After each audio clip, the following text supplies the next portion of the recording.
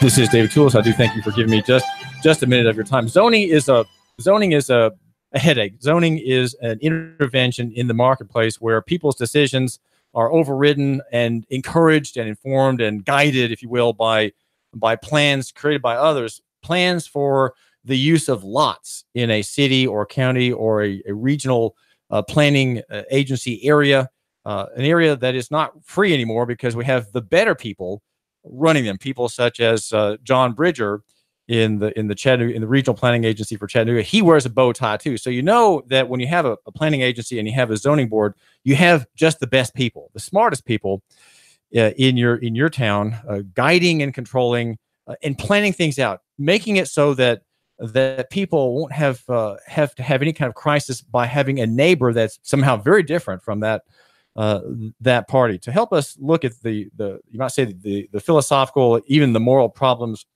of zoning, I'm consulting now a writer named Nolan Gray. He is a man who's just graduated with a master's degree from Rutgers University. He's 25 years old, and he is an expert and a student of cities, how they grow, and makes an argument in his growing body of work as a writer. Makes the argument that free market generally brings a better result. Now, Nolan, in East Ridge, Tennessee, we have a question about zoning right now and a redevelopment plan proposed by a relatively new authority created by the city government, one that has under Tennessee law eminent domain authority. And the people are very upset. There was a meeting last night. There's going to be a meeting tomorrow night. Nolan Gray, that will look at some of the dynamics of this conflict now that has arisen between the government and the people who are fearful of their land being taken from them. So let's see if we can get the background of this conflict, and that's zoning. What is zoning, and how should my listener understand it in its true nature? Nolan Gray. Sure. Thanks for having me, David. At its basis, zoning is a system for breaking out a city into multiple different districts on a map, and then saying each of those districts is subject to different rules regarding how you can use the property. So that might be things like where you can have residential uses or commercial uses or industrial uses, but it also has to do with certain densities. So it might have to do with where you can only, for example, have a home on an acre lot, or where you can only have an apartment, where you can only have a little, McDonald's with a drive-through, or where you could have an office building. So the original idea with zoning was to try to address some of the issues, of course, that were associated with the Industrial Revolution, right? Where you had noxious uses that would move in right next to a single-family home or an apartment building and create a lot of negative externalities or harms on their neighbors that the neighbors couldn't really do anything about other than bringing a nuisance suit. That's where you take them to court. The zoning tried to preempt all that and sort cities out based on these uses and densities, but it's sort of morphed into something very, very different today. Well, just backing up to the idea of a tort and a wrong, here we have a nice house, and this is in the Industrial Revolution, let's say maybe the early 1900s, and we're here in Chattanooga or some city that has that is about to get a zoning control system. And I'm a resident, and suddenly next to me there is a slaughterhouse. Okay, let's say a small slaughterhouse that takes care of the pig industry, and so now I'm offended. Okay, now the question is, do I have enough of an offense against me for that to be a tort actionable that I can take into court and have either an injunction laid against that owner, or for him to pay me a fine or compensation if I'm willing to stay here and accept the abuse of the noise and the smell and so on. That the court is open, right? We have open courts. That's where disputes are settled. Zoning sort of preempts that, right? And that's what you said. Zoning preempts having to go to court. If we have the old system, if we get rid of zoning and we have the tort claim in court again, are we better? It seems to me that there are benefits to having court action as opposed to preemptive regulation. Right. Well, that's one of the sort of big issues with a lot of zoning, is that nobody really knows the optimal mixture of where certain land uses or where density should go, right? So a lot of people traditionally might like to have a shop and then have their apartment where they house their family right above the shop. It's a very traditional sort of Main Street America development pattern. But today, many zoning ordinances don't allow something like that. Or traditionally, a doctor might operate out of his home and occasionally have guests come and visit, or an accountant might do this kind of work. But today, of course, zoning doesn't allow that sort of thing. So we don't know what uses are going to really cause major conflicts and which aren't. And leaving it to the courts is one way to basically say, if you have a problem with what your neighbor's doing and you think that rises to the level of an actionable item in the courts, you can take it to court, and the judge can review the dispute and determine how much that person owes you, if the person owes you anything at all. Another way to address this is what's common in Houston, Texas, where they don't have zoning at all. Notably, Houston was the only city to actually have a public referendum on zoning. They had 3 public referendums, and the city residents voted it down all 3 times. And essentially, the way the system works there is more reliance on homeowners associations and private deed restrictions. So most people are probably already familiar with these, but when you buy your home in a subdivision, or when you buy a condo in a condominium association, you also sign a contract that says a list of things that you can and cannot do with your property, and then, of course, certain things that you must do. So in the can do, you can use it as a residence, and the cannot do, they might say something like, you can't be selling things out of your condo. We don't want that in this community, but it's a private agreement. And then things that you must do, it might be things like you have to maintain your lawn, you have to keep the exterior of your home in good shape. And so deed restrictions deal with a lot of those things that use and density zoning in other cities would deal with, but it's all voluntary. And it's within a market where developers are competing to write deed restrictions that meet the needs of the actual people that are going to live in these communities. Now, if Chattanooga, or let's say the Chattanooga area, wanted to vote out zoning, there would have to be a referendum probably, but there's a strong constituency for it. People, even though zoning is bad, somehow they view their evaluation of their land through the zoning grid, and we've become dependent on it. And I think though we have the grievance in East Ridge against the prospect of eminent domain for redevelopment, people, on the other hand, are unwilling to remove it. If we had a referendum here, I suspect people would defend it because somehow they feel that their property values are maintained by it. They have a stake, effectively, in socialism. Nolan Gray. Yeah, well, this is one of the early reasons for zoning, is protecting property values. But again, I would just return viewers to listeners to look into the case in Houston.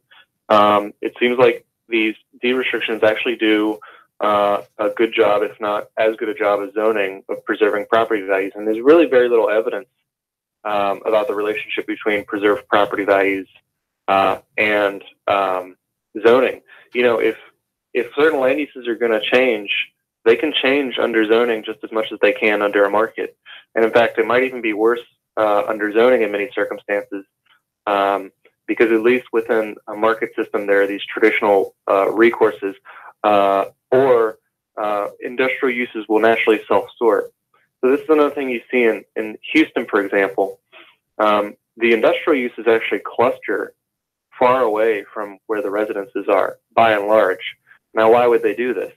Well, because a complaining neighbor is as much a nuisance to a factory manager as the factory is to the home that they'd be right next to.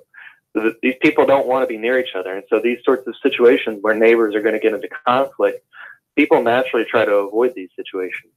And so I think that some of the fears that this system is, as it exists today, is absolutely necessary to preserve housing values and to preserve these opportunities for generating wealth, I think is probably overstated.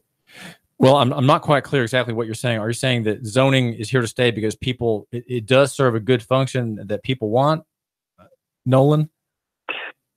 Yeah. So, well, what I'm trying to get at is that I understand people want to preserve their property values, and their fear is that a negative use will come in next door or on their block that'll lower their property values.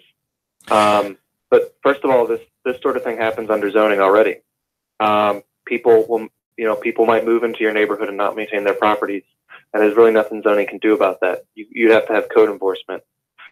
And in so much as zoning can prevent something like that, HOAs can do the same thing.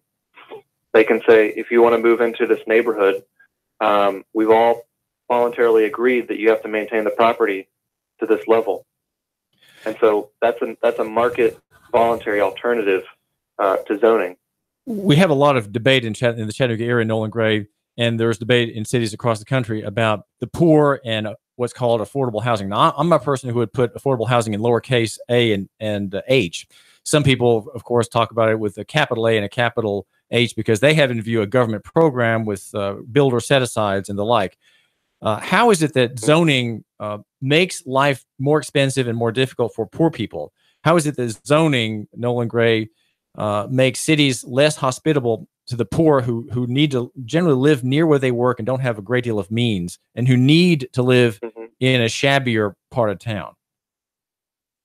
That's a great question. I think it gets at the heart of something that a lot of cities are dealing with, especially on the coast where housing values are just so ridiculous. And the thing that worries me, I'm from Lexington, Kentucky. The thing that worries me is that cities like Lexington or Chattanooga will get to that point if demand goes high enough. So what's the relationship with rising housing costs and zoning?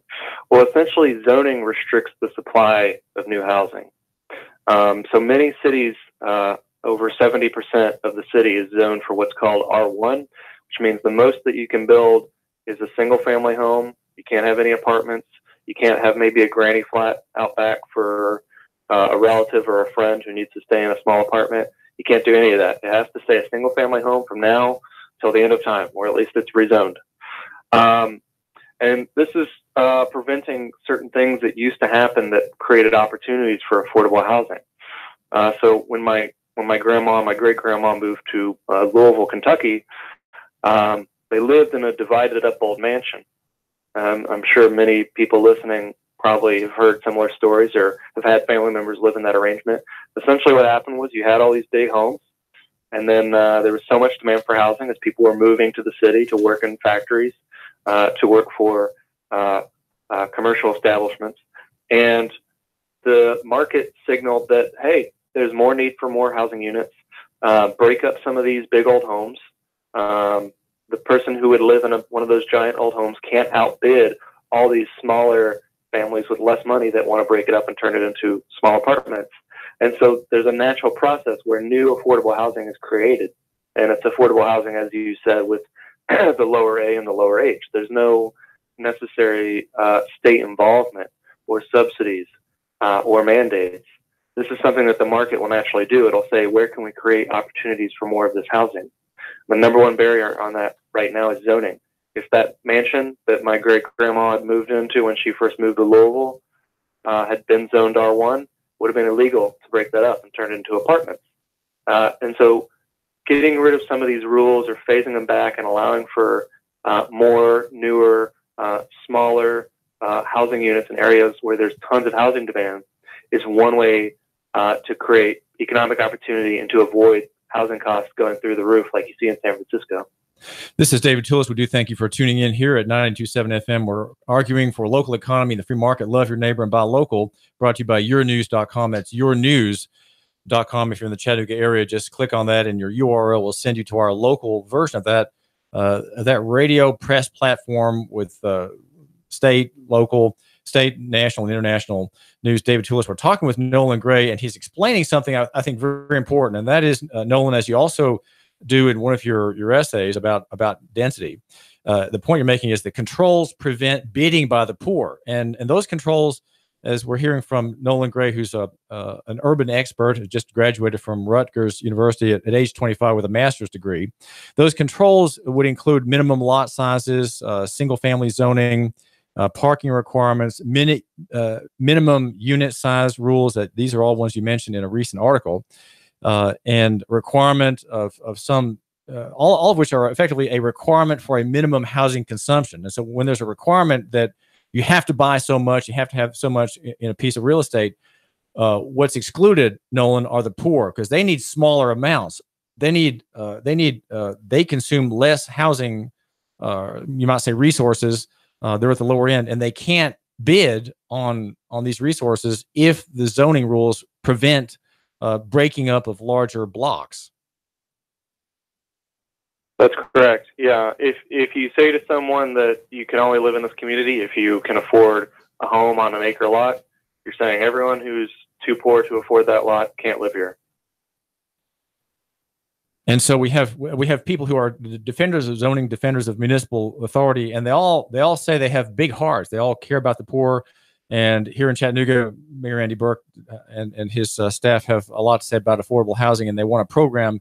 But what we really need is an end of the blockade. Well, let me ask also Nolan Gray, to pursue this theme about the poor. What about people who are homeless? I have here in Chattanooga proposed a scheme in which, and I call it your shantytown is my housing free trade zone, in which there be areas of town where poor people can live in a shack or shanty completely outside of any regulation. And if they live in a particular square long enough, they're able to obtain ownership of that land. This is castaway land or tax seized land in the city. If they live there long enough and maintain residency, they can own that piece. And then at some point, if they want to drift on, sell that land to some other person. How can the homeless be benefited by the end of zoning, or can they be? Well, that's a really interesting idea. I'd have to think about that. As far as with zoning and homelessness, there's very clear relationship is found in the academic literature on this issue. The more strict your land use regulation, the greater your homeless problem is going to be, homelessness problem. And it's really very simple. It's some of the things that we've talked about, very simple economics. If you require a really high minimum level of consumption, if I require you to buy a big home, or I require you to buy an apartment with 2 parking spaces, let's say in an area where land values are really high, if you can't afford that, you don't get a home. And so many of these people, in many cases, people say, oh, the homeless are coming in. In many cases, 70 to 80% of people who are homeless in a community are from that community. They're people who are living there, potentially productive members of society who are just fine, who for a mix of things were thrown out onto the street. So these are not people who are coming into your community and causing problems. In many cases, they're one of you. So it's really important that we get this right.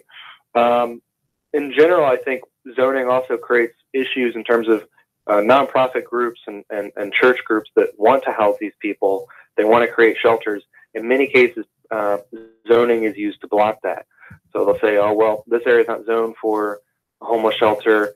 And you'll get ridiculous situations where the only places zoned for industrial or for homeless shelters will be way out in industrial parks, or they'll be out in the middle of nowhere, surrounded by farmland, such that it's impossible for the actual people who might need the help to get out there. I really like this idea of specified zones where you would allow people maybe to stake out some land and have a small settlement. One of the things that they were dealing with in LA was there was a fellow who was basically just saying, I'm going to build little, maybe 300 square foot boxes, very cheap, with insulation and a little tiny light. And I'm just going to give them to people who are homeless. And just to give them a place to sleep, to get them off the street. And they can put these wherever they want.